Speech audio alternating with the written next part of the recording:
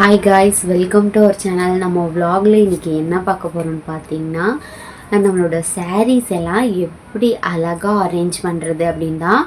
இது வந்து நார்மல் பீரோவில் இருக்க ரேக்கில் ஒரு 70 சாரீக்கு மேலே எப்படி நீட்டாக பர்ஃபெக்டாக வைக்கிறது அப்படின்னு தான் பார்க்க போகிறோம். லைனாக அடுக்கி வைக்கலாம், ரொம்ப நீட்டாக அடுக்கி வைக்கலாம். இப்போ தான் நம்ம சேனலில் ஃபஸ்ட் டைம் பார்க்குறீங்க அப்படின்னா மறக்காமல் சப்ஸ்கிரைப் பண்ணிடுங்க. கீழே தெரியுற பெல் ஐக்கானை கிளிக் பண்ணிடுங்க. ஆல்ரெடி நம்மளை சப்ஸ்கிரைப் பண்ணியிருக்கீங்க அப்படின்னா மறக்காமல் ஒரு லைக் கொடுத்துருங்க. வாங்க வீடியோக்குள்ளே போகலாம். இது என்ன விலாகுன்னு தம்ப்நெயில் பார்த்துட்டு தான் வந்திருப்பீங்க. ஆமாங்க, இந்த பீரோக்குள்ளே என்னோடய சாரீ ஃபுல்லாக கலைஞ்சு கிடக்குது. ஏன்னு பார்த்தீங்கன்னா, இது வந்து இதுக்கு முன்னாடியெல்லாம் இப்படி கலைஞ்சே போகாது. ஏன் இப்போ இப்படி கலைஞ்சிருக்குன்னா, நம்ம டெய்லியும் யூஸ் பண்ணுறதுனால இந்த சாரீ வந்து ரெகுலராக எடுத்துகிட்டு வைக்கிறதுனால ஒன்று மேலே கீழே அப்படின்னு திணிச்சு வைக்கிறதுனால இது எல்லாமே கலைஞ்சி போச்சு. நான் சாரியெல்லாம் மடித்து வச்சு 1 வருஷத்துக்கு மேலே ஆயிடுச்சு. சரி, இதை அன்றைக்கி எப்படி சூப்பராக ஆர்கனைஸ் பண்ணலாம் அப்படிங்கிறத நான் உங்ககிட்ட காட்ட போகிறேன். இப்போ பாருங்கள், இந்த ரேக்கில் வந்து இந்த ரேக்கில் ஏன் ட்ரெஸ் நீட்டாக இருக்குன்னா, இது என்னோடய ட்ரெஸ்ஸும் என் பையனோட ட்ரெஸ்ஸும் மட்டும்தான் நாங்கள் டெய்லியும் யூஸ் பண்ணுறது. அதனால் நாங்கள் டெய்லி எடுத்துகிட்டு வைக்கிறதுனால மடித்து வச்சுருவோம். உடனே இந்த சாரீ அப்படி மடிக்கவே முடியாதுல்ல, மடித்தாலும் அப்படி அப்படியே திணிச்சு வச்சுருவோம். இதை எப்படி நம்ம சூப்பராக அரேஞ்ச் பண்ணுறது அப்படின்னு தான் பார்க்க போகிறோம். ஃபஸ்ட்டு அதுக்கு என்ன பண்ணலான்னா, சாரியெல்லாம் எடுத்து மடிக்க ஸ்டார்ட் பண்ணிடலாம். ஃபஸ்ட்டு என்ன பண்ணுங்கள், நீங்கள் நார்மலாக எப்போதும் வீட்டுக்கு யூஸ் பண்ணுற சாரீ, ஏதாவது ஃபங்க்ஷன் போனால் யூஸ் பண்ணுற சாரின்னு தனித்தனியாக பிரித்து வச்சுக்கோங்க. நம்ம சாரியை வந்து என்றைக்குமே இந்த 4 மடிப்பாக மடித்து வைக்காதீங்க. அப்படி மடித்து வைக்கும்போது இந்த சாரீ வந்து கொஞ்சம் ஹைட் ஆகிற மாதிரியே இருக்கும். அப்படி மடித்து வைக்கும்போது இடம் வந்து ரொம்ப அடைச்ச மாதிரி இருக்கும். இந்த மாதிரி நீங்கள் 2ஆக மடித்து வைக்கும்போது அந்த இடத்துல ஒரு 4 சாரீ வச்சுக்கலாம். இந்த சாரீ கூடவே அந்த ப்ளவுஸையும் சேர்த்து மடித்து வச்சுக்கலாம். இல்லைனா நம்ம சாரீ வந்து கட்டும்போது ப்ளவுஸ் எங்கே போச்சுன்னு தேடிக்கிட்டு இருப்போம். அப்படி நம்ம தேட வேண்டாம்.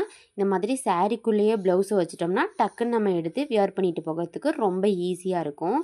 அதனால நான் எப்போதுமே இந்த ஸ்டெப் தான் ஃபாலோ பண்ணுவேன். இந்த மாதிரி 2ஆக மடித்து வச்சுக்கலாம். 4ஆக மடித்து வச்சோம்னா சீக்கிரமாகவே இடம் வந்து ஃபில்லான மாதிரி இருக்கும். சாரீ வைக்கிறதுக்கு இடமே பத்தாது. அதனால் நீங்கள் இந்த மாதிரி வச்சுக்கோங்க. வீட்டுக்கு யூஸ் பண்ணுற சாரீ தனியாக, வெளியில் எங்கேயாவது போகும்போது யூஸ் பண்ணுற சாரீ, அப்புறம் ஃபங்க்ஷனுக்கு போகும்போது யூஸ் பண்ணுற சாரீ அப்படின்னு பிரித்து வச்சுக்கோங்க. நான் வீட்டில் வந்து அவ்வளோக்கு சாரீ வியர் பண்ண மாட்டேன். ஏதோ வீடியோஸ்க்காக மட்டும்தான் நான் சாரீ கட்டுவேன். அது ஒரு 10 நிமிஷம் கட்டிட்டு யூஸ் பண்ணிவிட்டு முடிச்சிடுவேன், அவ்வளோதான். அதனால் என்கிட்ட வந்து பாதி சாரீ எல்லாமே எங்கள் அம்மா வீட்டில் இருக்குது. இப்போ என்கிட்ட இருக்கிறது கொஞ்சம் சாரீ தான். அதுவே நான் இப்படி கசகசன்னு போட்டு திணிச்சு வச்சுருக்கேன். இந்த சாரீ வந்து வாங்கினதுலேருந்தே ஒரு 2 டைம் கட்டியிருக்கேன். இந்த தண்ணியில் போட்டோன்னே இது எல்லாமே ரொம்ப இப்படி சுருங்கி போச்சு. இதை அயன் பண்ணி தான் நம்ம எடுத்து மடித்து வைக்கணும். இப்போதைக்கு சும்மா வைப்போம். அதுக்கப்புறம் டைம் இருக்கும்போது இதை அயன் பண்ணிக்கலாம். என்கிட்ட இருக்க சாரியெல்லாம் நான் பொதுவாக ரொம்ப நாள் கட்டினதே கிடையாது. வாங்கி ஒரு டைம் நான் 2 டைம் கட்டுவேன், அவ்வளோதான். அதுக்கப்புறம் வீடியோக்காக இப்போ ஒரு 10 நிமிஷம் கட்டுறேன், அவ்வளோதான். இந்த சாரியெலாம் வாங்கி ஒரே ஒரு நாள் தான் நான் கட்டியிருக்கேன். மற்றபடி நான் பெருசாக எதுவுமே கட்டினது இல்லை. இந்த ப்ளவுஸ்லலாம் நம்ம கோல்டன் பால் வைக்கும்போது இந்த பீட்ஸ் வைக்கிறதெல்லாம் கொஞ்ச நாள் கழிச்சா ரொம்ப கருப்பாகிடுது. இது வச்சதே வேஸ்ட்டுன்னு தோணுது. இதெல்லாம் இப்போ உட்காந்து கஷ்டப்பட்டு பிரிக்கணும். இன்னொரு நாள் ஃப்ரீ டைமில் இந்த ப்ளவுஸில் இருக்க இந்த பீட்ஸ் எல்லாம் பிரித்து எடுத்துக்கலாம். அது வச்சதே வேஸ்ட்டோ அப்படின்னு தோணுது. அவ்வளோதான். இதே மாதிரி நம்ம எல்லா சாரியும் மடித்து வச்சுக்கலாம். இப்போ வந்து நம்ம முக்கால்வாசி சாரியை மடித்து எடுத்து வச்சாச்சு. அவ்வளோதான். என்கிட்ட இருந்த எல்லா சாரியும் மடிச்சிட்டேன். சில சாரீஸ்க்கு வந்து ப்ளவுஸ் இருக்காது. அதுக்கு வந்து நம்ம ஏதாவது வேறு ப்ளவுஸ் தான் மேட்ச் பண்ணுற மாதிரி இருக்கும். அதுக்கு நான் முக்கால்வாசி வந்து இந்த பிளாக் கலர் ப்ளவுஸ் வச்சு மேட்ச் பண்ணிப்பேன். இந்த சாரியெல்லாம் இப்போ தான் ரீசெண்டாக வாங்கினேன். நான் ஃபஸ்ட் டைம் கட்டின காட்டன் சாரீனா இதுதான். இது கட்டுறதுக்கு ரொம்பவே ஈஸியாக இருந்துச்சு, நல்லா இருந்துச்சு. இது என்ன சாரின்னு பார்த்தீங்கன்னா, என்னோடய கல்யாண புடவை. தாலி கட்டும்போது நான் இந்த சாரீ தான் கட்டியிருந்தேன். இதை நான் ஒரே ஒரு டைம் அந்த தாலி கட்டும்போது மட்டும்தான் கட்டினேன். அதுக்கப்புறம் இந்த சாரீ ப்ளவுஸ் எல்லாம் நான் யூஸ் பண்ணவே இல்லை. எனக்கு ரொம்ப ரொம்ப பிடிச்ச சாரீ. அதனால நான் அப்படியே பத்திரமா வச்சுருக்கேன். இருக்கட்டும், அந்த சாரியும் ரொம்ப நாள் இருக்கட்டும். ஒரு நாள் நம்ம அதை கட்டி பார்க்கணும் கண்டிப்பாக அப்படின்றதுக்காக வச்சுருக்கேன்.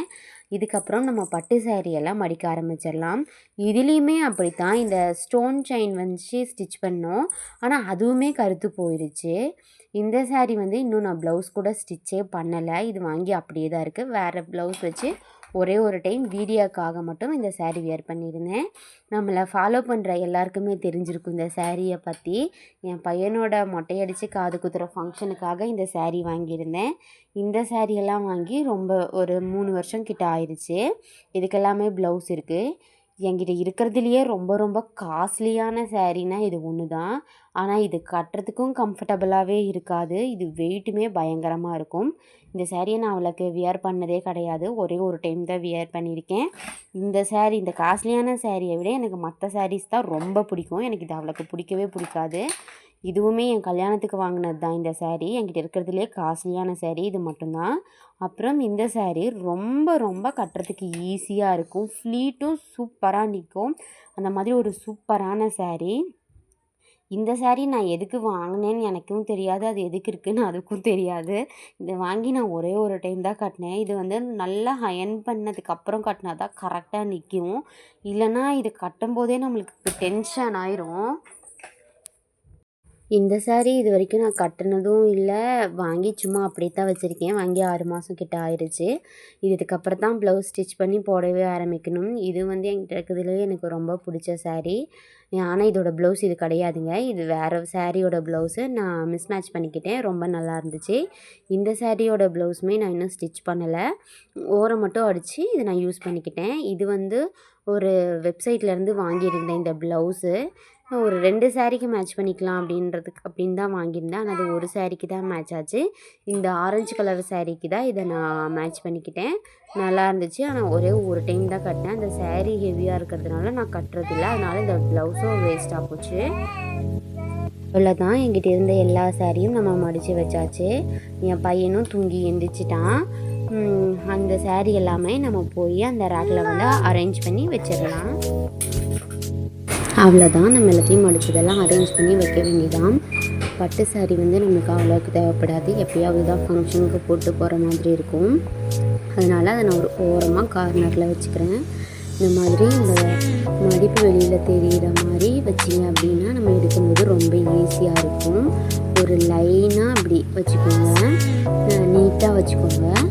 இந்த மாதிரி ஃபுல்லாக அரேஞ்ச் பண்ணிடலாம். அரேஞ்ச் பண்ணிவிட்டு காட்டுறேன்.